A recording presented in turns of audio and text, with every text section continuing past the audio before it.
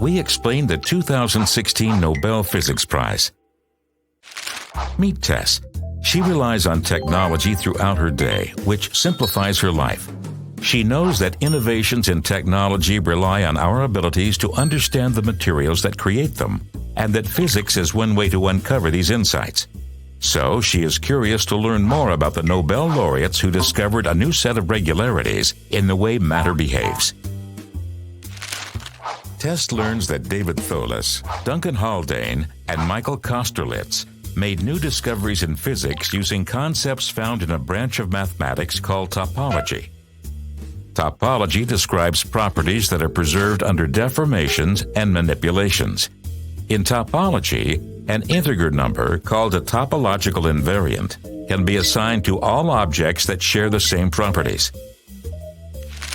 One example of a topological invariant is the number of holes an object has. An orange, a ball, and a muffin all have 0 holes, so they can all be assigned the topological invariant n equals 0.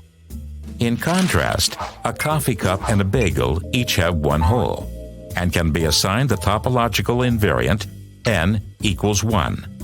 Objects can't transform from one topology class to another unless a significant force is applied to them, like cutting, gluing, or tearing them.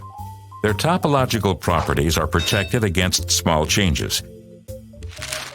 This was noteworthy to scientists because microscopic objects are usually observed as being fragile. They typically can only survive in very specific conditions, but physicists observed some objects that had surprisingly robust properties. They were puzzled by these exceptions. This year's Nobel laureates discovered that the robust properties were caused by the topological nature of electrons in those objects. From this realization, Thouless used topology to explain the famous quantum Hall effect experiment. This experiment showed that in very thin layers and in the presence of high magnetic fields, electrons behave in such a way that the conductance through the system is robust against disorder and can only change in steps as the magnetic field is increased. Thouless was able to explain this behavior by assigning an integer n to each of the conductance steps observed. Later, Haldane predicted that a similar effect was possible without having a magnetic field. Before, scientists believed phase transitions could not occur in extremely thin layers of matter.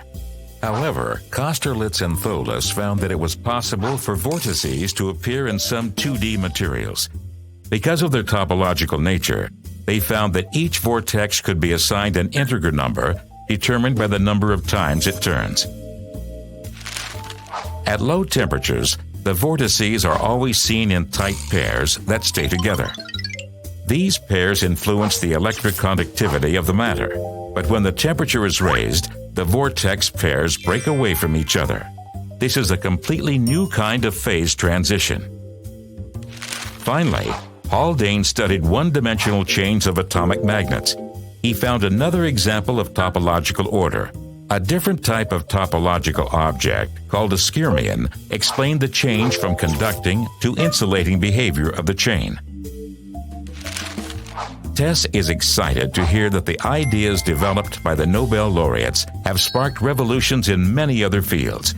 Scientists hope these discoveries can be applied to the development of new materials used for electronics. Tess thinks that's pretty cool and wonders what the future may hold.